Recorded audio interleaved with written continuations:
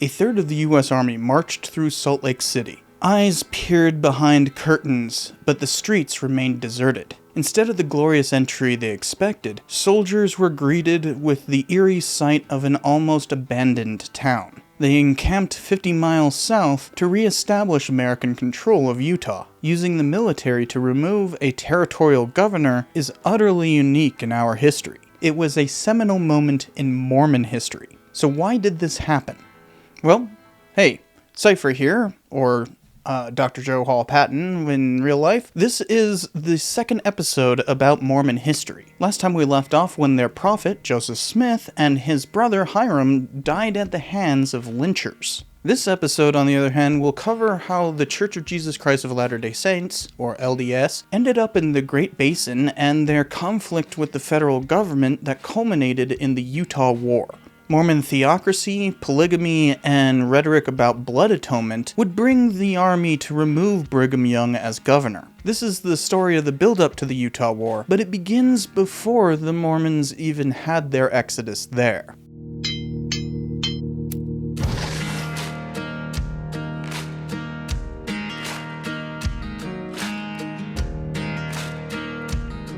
Production is made possible by patrons and the sponsor of this episode, Praesidus Watch Company. They make high-quality watches such as the one I've got here, modeled on original military-issued watches. And oddly, this episode is a good fit, for while the Army did not have wristwatches in 1857 when they went to Utah in the Great Basin, they did when they stormed Utah Beach on June 6, 1944. Now that's a segue. The D-Day invasion divided the beaches of Normandy into possible landing sectors with code names in alphabetical order, but they had to add a few, including Utah, which ended up being the westernmost of the 5 selected. It was an incredibly difficult fight, but the Allies succeeded in taking a beachhead to defeat the Nazi occupation of France and eventually the entire German war machine. So Praesidus is honoring that legacy by having submerged a batch of their A11 watches in the sands that those men conquered exactly 81 years ago. They'll retrieve them to give them an authentic patina to these timepieces from the beaches themselves. By having been recovered on the anniversary of D-Day and weathered by Utah Beach itself, it's a fitting tribute to their glory that you can wear on your wrist. Their version is improved from the original with a more reliable mechanism and better glass. These are movement watches, meaning that they self-wind with your gesticulations, like this, which has been really nice for going to conferences or traveling when I need to constantly check the time. Since the wristbands are easy to swap out, I wear it like this for comfort, since it's stretchy. It's a pretty good conversation piece among historians, and some of Praesidus' sales goes towards supporting veteran charities. So if you'd like one of these watches, especially weathered at Utah Beach, or any of their other veteran-focused watches, check out the link below. Thanks to Praesidus for sponsoring, and on to the original Utah's history and the Mormons who made it their Zion. Joseph Smith's death left a power vacuum in the church. His brother Hiram was the obvious successor, but he died first. Another brother died of seemingly natural causes a month afterward. A dozen organizations within the church could claim primacy, along with numerous apostates who wanted their own breakaway group. Mormonism fractured into pieces, even while the threat of another conflict seemed inevitable. Sidney Rigdon was the only other official revelator of the church, but he'd been on the outs for a couple of years and kept raving incoherently about invading England. The leader of the apostles, Brigham Young, arranged a debate between him and Rigdon for remaining members to decide who'd become the next leader. Rigdon took up one side of the field and started his incoherent rambling, just while Young came up on a platform on the other side to cut him off and turn the attention across the glade just as the wind shifted. Numerous people would later claim Young appeared like the martyred Smith and even spoke with his voice, though no one said that at the time. For the first and only instance, LDS elected a leader, making Young the new prophet.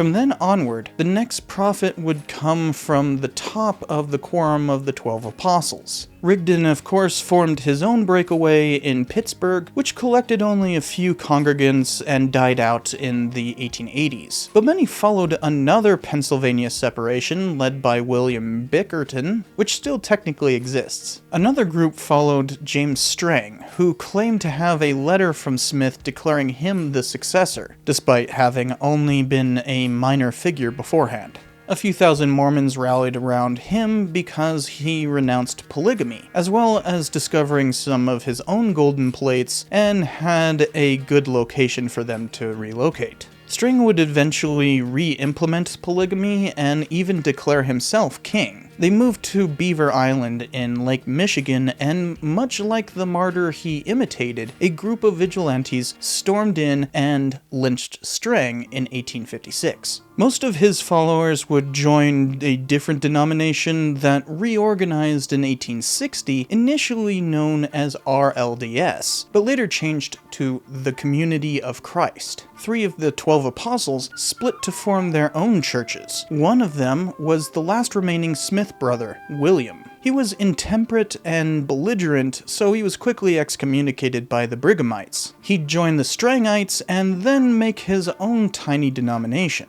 But there was one more Smith breakaway, his wife, Emma. She hated the polygamy doctrine and wanted her son to take his father's place. Joseph Smith III was elected the first head of RLDS and denied the polygamy doctrine. They are the second largest Mormon denomination, more in line with mainstream Protestantism and typically much more liberationist in their theology. But they are minuscule compared to the LDS that Brigham led. At first, he wanted to focus on completing the Nauvoo Temple, begun in 1841 and was only usable by 1845. The remaining Mormons quickly went through the rituals they needed at the temple. They realized there was only a matter of time. Illinois barely tried to prosecute the lynchers of Joseph Smith and his brother, and now vigilantes swarmed nearby to harass Mormons. The Nauvoo Legion organized lookouts to whistle and whittle as a cover for warning about strangers coming through town. An atmosphere of suspicion pervaded throughout the winter. Illinois' state legislature repealed the city charter for Nauvoo, and so in February, Young directed everyone to abandon the temple and head across the river and eventually further west. To hasten their exodus from Illinois, vigilantes attacked the remaining population of Nauvoo, emphasizing the need for a new destination. Even their abandoned temple would face vandalism and arson. The exodus targeted somewhere that would be beyond the states, a territory without enough institutional power to prevent them from organizing themselves as they pleased. It could be anywhere from California or Oregon to somewhere in the Great Basin. Contrary to popular belief, this wasn't specifically to go to Mexico, but really anywhere that thousands of settlers could pioneer on their own. Some of the possible destinations included American territory, and Mexican authorities were never contacted to make arrangements within their sovereignty.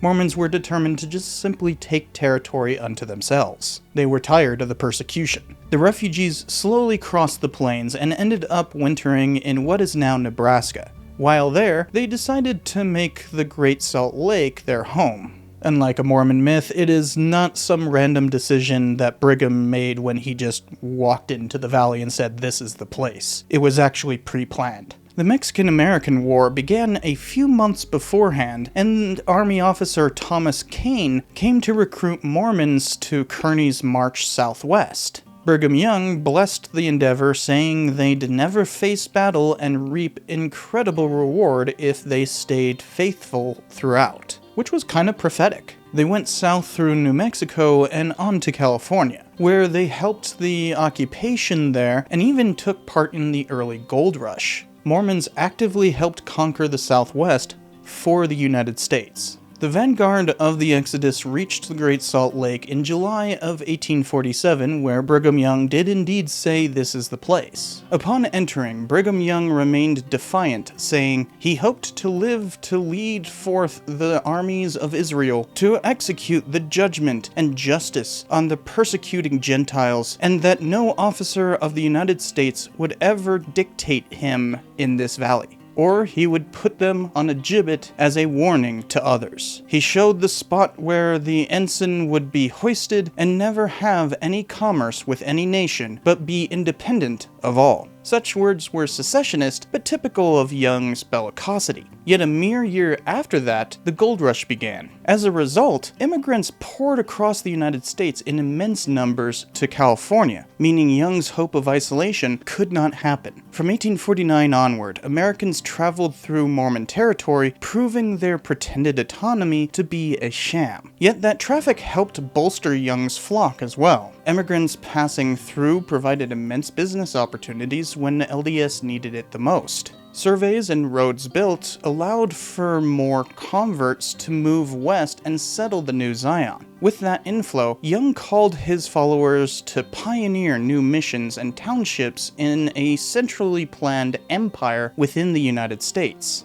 Nominally beholden to the Constitution, but ultimately loyal to Mormondom. Though many of these ventures failed, communal cohesion was remarkable, despite their dire circumstances. By 1850, there were over 11,000 Mormons in the region, quickly spreading out throughout the Great Basin. They went as far west as Carson Valley in present-day Nevada in 1851, south to San Bernardino the same year, and north to Lemhi in 1855. They rapidly placed colonies throughout that large area. For this, Brigham Young is rightfully remembered as the greatest colonizer in American history. In 1848, giant crickets began eating their crops, but one day masses of seagulls flew through and ate the pests, which further proved to the faithful that they were meant to be there with a miracle. This surge of emigration, including those traveling through to get to California, of course engendered tensions with those who already lived there.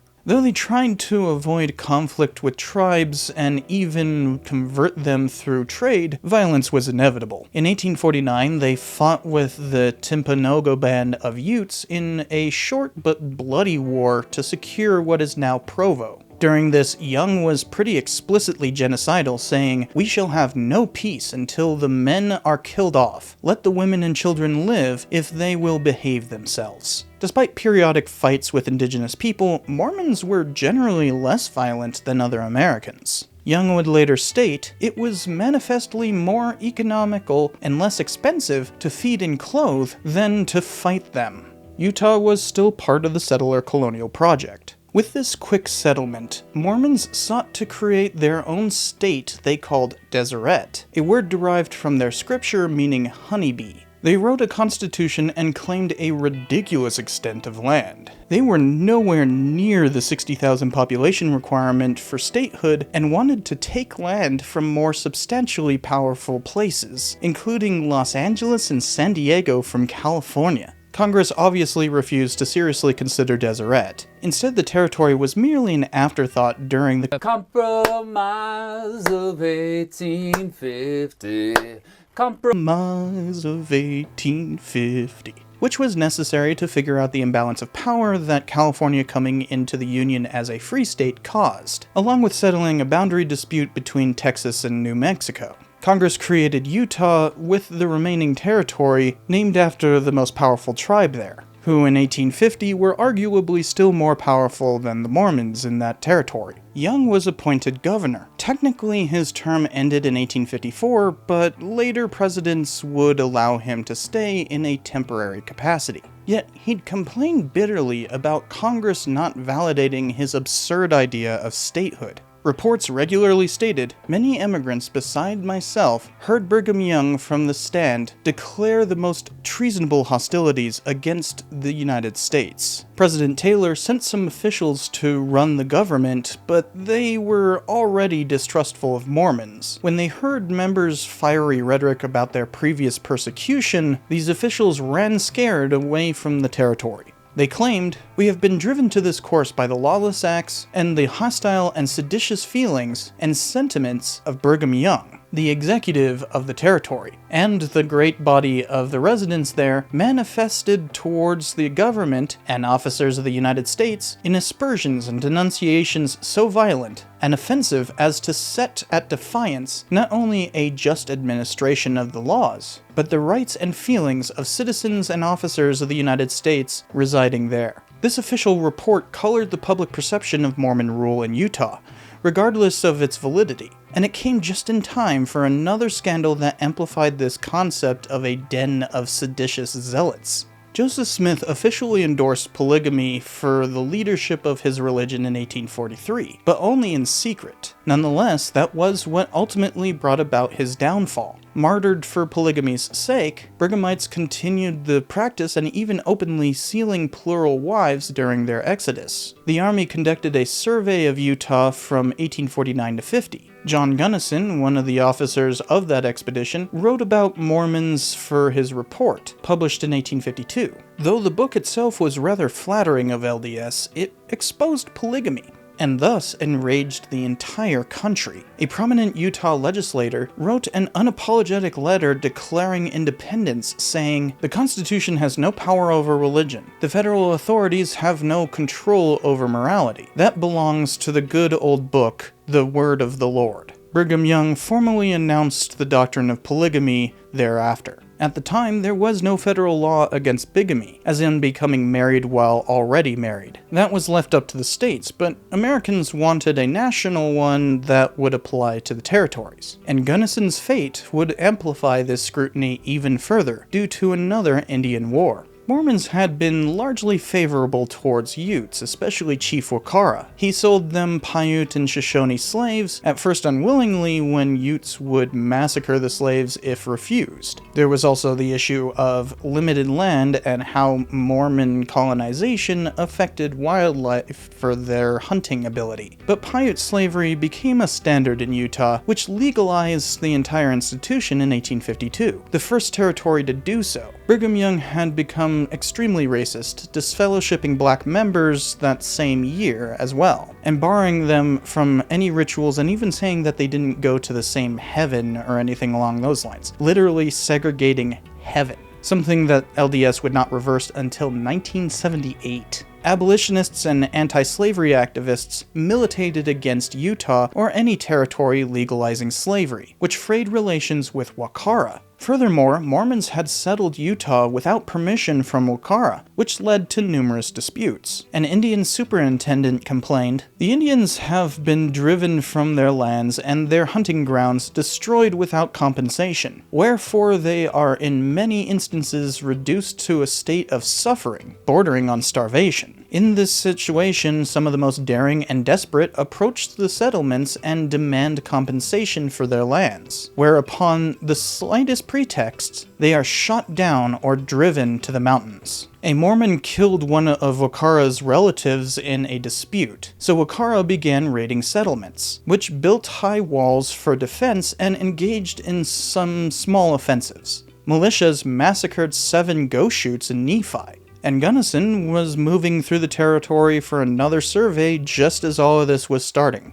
Only 3 weeks after Nephi, Utes massacred his party. Though Pavants under Chief Kenosh, unaffiliated with Wakara, committed the atrocity, they recently had a chief killed and likely made common cause in retaliation for Nephi, despite federal regulars not being involved in the war. This was purely Mormons against Wakara. Many Americans blamed Mormons for conspiring against Gunnison, who had, after all, exposed their polygamy. But a later investigation proved that incorrect. The Walker War only ended when Wakara himself grew tired of all the violence, eventually making nice with Young. Wakara had actually been baptized as a Mormon. As part of LDS rituals, Young added most sacred obligations to avenge the blood of the prophets, whenever an opportunity offered. That oath remained part of official rituals all the way until the 1920s. Young called for anyone finding a thief to kill him on the spot. Indeed, there were some extrajudicial executions in Utah, much like everywhere on the frontier, but these were likely vigilantes lynching suspects rather than some sort of religiously motivated killings. During the Walker War, conflict escalated with fur trappers over a ferry on the Green River.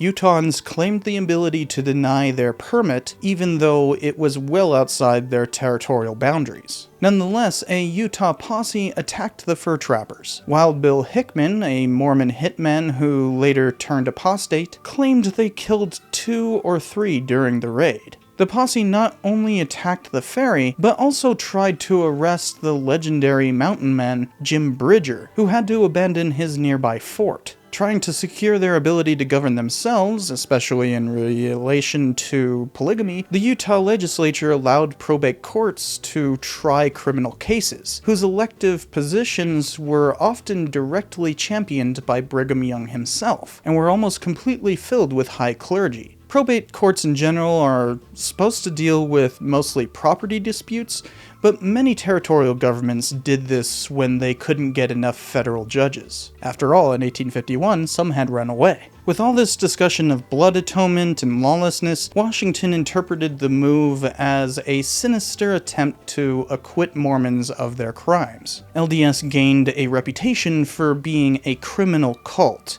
wholly beholden to Young and willing to shed blood. President Pierce wanted all of this investigated, so he sent over 300 soldiers under Edward Steptoe, who carried a governor's commission if he thought he needed to remove Young. Steptoe only found that Mormons had systematically favored themselves when interacting with tribes, portraying Gentiles, or Maracats as Paiutes called them, as though immigrants coming through were distinctly separate people under a different flag. Technically that was a treasonable offense, but it was just kinda something that a lot of people did throughout the West. Mormons were not unique in that matter. One of Steptoe's lieutenants caused controversy by courting Brigham's niece. Utah militiamen initiated a shootout with regulars over this on New Year's Day 1855. No one died, but war seemed near. Nevertheless, Steptoe refused to remove Young, leaving in the spring with many former plural wives who sought to escape Utah. Steptoe did report on Mormon theocracy, calling it fanaticism in the mass of the people and a religious oligarchy, or rather, it is a monocracy. While all that drama played out, a new national party had arisen because of the political tumult over slavery. The Whigs had fallen apart, and the Kansas-Nebraska Act destroyed anything that was left of the Missouri Compromise, allowing more territories to legalize slavery if they chose, just like Utah.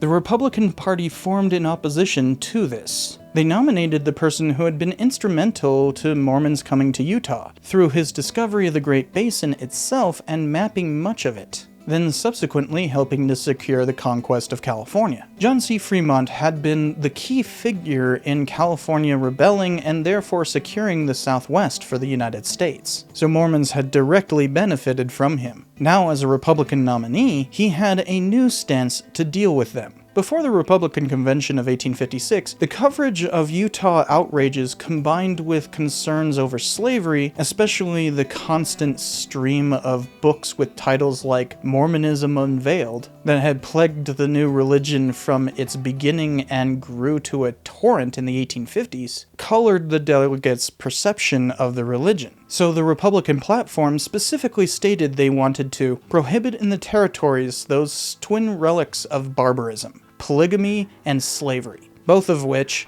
Mormons were doing. Fremont did not win the presidency, but Republicans gained a foothold in Congress. Though Democrats' platform didn't include such a denunciation, they were also growing weary of the religion, especially after the events of 1856. After Steptoe and the troubles of colonization, people apostatizing from Mormonism increased, leading to Young believing that he needed to renew his flock's faith. He sent Jedediah Grant to revive the religion in what became known as the Mormon Reformation, exhorting people to reaffirm their devotion through another baptism. They swore to uphold doctrine even more zealously, doubling down on polygamy and holding the highest proportion of plural wives than any time in their history, comprising around half of marriages in Utah. They resurrected a long-forgotten revelation called the Word of Wisdom, which called for abstinence from tobacco, alcohol, and caffeine, which was something that LDS had completely disregarded, especially since Joseph Smith had disregarded it himself, but is now something that LDS maintains today. It's because of this 1856 Reformation that Mormons don't drink coffee. The legislature even decreed that its members would be rebaptized en masse, a clear violation of the First Amendment. Jedediah Grant died during his evangelizing, but was extremely successful. The church wished to accelerate their gathering to Zion during the Reformation. Thousands of converts came from Europe, but getting them to Utah was still prohibitively expensive. Oh, and here y'all should point at and laugh at the ignoramuses commenting that only Americans could fall for such a thing as Mormonism. Not only is that obvious religious bigotry, the original form of bigotry, but because by the 1850s, LDS recruited primarily from Europe, more than within the United States. When the sect was at its greatest zealotry, most Americans despised it for that reason, requiring LDS to import foreign converts in the vain hope of achieving the 60,000 population threshold for statehood. On top of their 10% tithing, which members still do today, members were required to donate to the Perpetual Immigration Fund, which had been created in 1850. Due to the poverty of most Mormons at the time, it was insufficient for moving so many people across the Great Plains. Young devised a cheaper plan to use handcarts instead of expensive ox-driven wagons. This began in 1856 and had some immediate success, but not for long. A couple of companies left too late in the season and got snowed in, requiring rescue. More than 200 died during the disaster, the worst in emigration history. The handcart pioneers continued for a few more years, even though enthusiasm for the scheme had diminished tremendously. In fact, enthusiasm in Utah abated rapidly because of the Reformation. In an attempt to purify the territory, many residents were simply pushed out. Young noticed all the apostates leaving and praised their disaffection, saying, "I had rather you would go than stay." The moment a person decides to leave this people, he is cut off from every object that is durable for time and eternity. Every possession and object of affection will be taken from those who forsake the truth, and their identity and existence will eventually too. Young prevented many apostates from leaving because they owed tithing or to the immigration fund, often confiscating property in recompense. The enforcers of this policy terrorized people and made them believe that the Danites had been revived in secret, though there is no evidence of such a thing. Young's worsening rhetoric about blood atonement didn't help. During the Reformation, he said, "There are transgressors who, if they knew themselves, and the only condition upon which they can obtain forgiveness, would beg of their brethren to shed their blood, that the smoke thereof might ascend to God, as an offering to appease the wrath that is kindled against them." The most bizarre instance of all this blood atonement was when Manti residents castrated a man for having threatened his brother. Understandably, people sought help from Gentile officials in the territory. Angered by all this and riled up with the fiery rhetoric, Mormons ransacked their offices, which sent many of those officials fleeing from the territory once again. One of those fleeing judges listed his grievances, which I'm showing a lengthy quote of right now, but is simply too long to list everything. You can read it on screen. This judge concluded by saying, "The only rule of law by which the infatuated followers of this curious people will be governed is the law of the church, and that emanates from Governor Brigham Young, and him alone." This letter openly called for Young's removal. On top of all this, the Utah legislature sent a memorial to the newly inaugurated President Buchanan, claiming their independence from any future appointees who were not chosen by the territorial residents. Basically claiming the territorial legislature, which was completely enthralled to a self-proclaimed prophet, could somehow nullify federal law. Something so inordinately opposed to regular territorial governance at that point, the Secretary of the Interior labeled it a declaration of war. The legislature further reorganized the territorial militia into a reborn Nauvoo Legion. essentially putting Utah Territory on a war footing. One of Young's many wives even sewed a new flag that could easily be construed as preparing for secession. In the process of that, a shootout trying to prevent apostates from leaving Utah took 4 lives, known as the Parrish-Potter murders. No Mormon did anything to punish this crime, apparently condoning the violence. Mormons shot up some merchants as they passed south, seriously wounding 2, which also went uninvestigated. Though this incident was unknown in Washington, clearly something had to be done about Young and Utah. Buchanan's first year dealt with a massive uproar about 2 specific scandals, both having to do with slavery. Bleeding Kansas was coming to a head, with Buchanan taking the pro-slavery side despite their constitution being clearly unrepresentative. Plus, the Supreme Court ruled in Dred Scott that black people did not have rights under the US Constitution, rendering thousands of freemen in peril and virtually allowing the keeping of slaves in any free state. Buchanan needed a distraction from the slavery issue, and Utah's defiance and theocracy was a perfect target. He proclaimed, "The great mass of those settlers, acting under the influence of leaders to whom they seem to have surrendered their judgment, refuses to be controlled by any other authority. Indeed, such is believed to be the condition to which a strange system of terrorism has brought the inhabitants of that region, that no one among them could express an opinion favorable to this government, or even proposing to obey its laws without exposing his life and property to peril. After careful consideration, this state of affairs, and maturely weighing the obligation I was under to see the laws faithfully executed, it seems to me right and proper that I should make such use of the military force at my disposal as might be necessary to protect the federal offices in going into the territory of Utah and in performing their duties after arriving there." Young's term of governor was technically over, so Buchanan appointed Alfred Cummings as the new governor and ordered 2,500 federal troops to escort him. Buchanan did not bother to inform Young that he'd been replaced, though Captain Van Vliet would arrive 6 months later to officially announce the decision. By then, so much had happened, Young could easily, and treacherously, ignore such orders. The Utah War was about to begin, but that will have to wait for another time. As we can see, there were many causes of the Utah War, all having to do with Mormonism. Theocracy, polygamy, and threats all combined to create a reason for the federal government to stop ignoring the isolated Great Basin territory. Washington would assert its authority, but only temporarily. The incorporation of Utah would be shaky at best.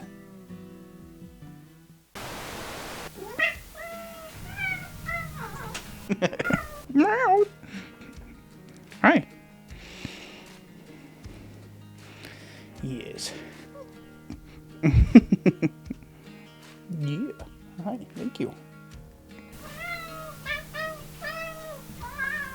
Hiya. Yeah. What you doing? Yeah, there we go. Kitty kisses. Yeah. You just wanted to be pet, huh? Requirement. Meow. Meow. Hi. Thank you. Meow. Meow. You just want out?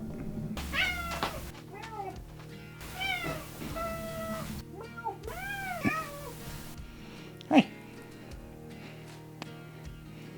Here.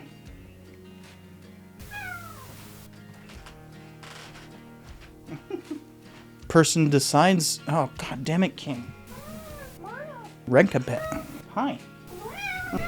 Meow. What? You gonna go up? Meow. Oh, he's a talkative little guy. Meow. He's such a talkative guy. Okay. Hello, King. Meow. Hi. Thank you. You're a good boy. Come here. It's okay. It's just a little bit of thunder. While the... Hello. Meow. Meow. Hi. Do you really think you would get away? Wow. Loud noises outside. Ooh. Gold rush began. Isolation. From 1849 on...